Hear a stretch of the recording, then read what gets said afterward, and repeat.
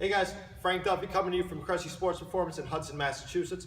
Today I'm going to break down a little deeper into what S posture is and some of the exercises that we use to help better improve our ability to get into a better golf posture.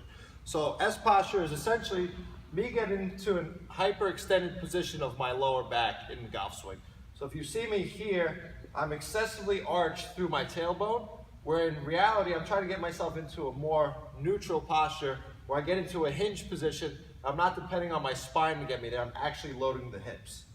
So to do that, the first thing that you do with people is teach them how to do a plank properly. So a plank is a great core exercise to teach us proper stability of the trunk to make sure that we don't get into excessive extension or flexion of the spine. So what I'm going to do is I'm going to set up on the floor. I'm going to push my forearms and my hands into the floor. I'm going to walk 1 foot out at a time, engage in my glutes, so trying to squeeze my butt hard. I'm going to push myself away from the floor with my hands. Now from here, I'm going to fully exhale, get all my air out, making sure that as I do this, my back doesn't arch or my hips don't shoot up.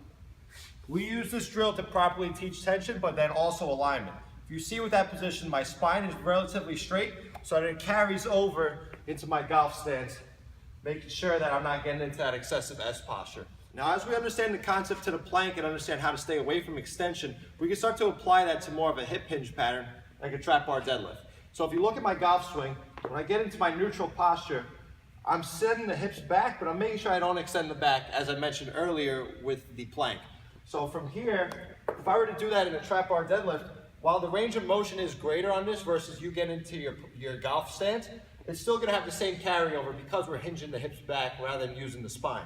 So from here, I'm going to push the butt back, make sure I don't excessively arch my back, I'm squeezing the abs hard, and I'm going to push through the floor standing up tall.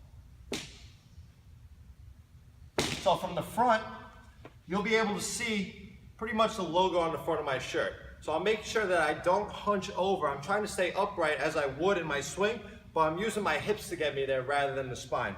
So again, hinging the hips back, trying to stay upright through the torso, pushing through the floor, squeeze it hard at the top.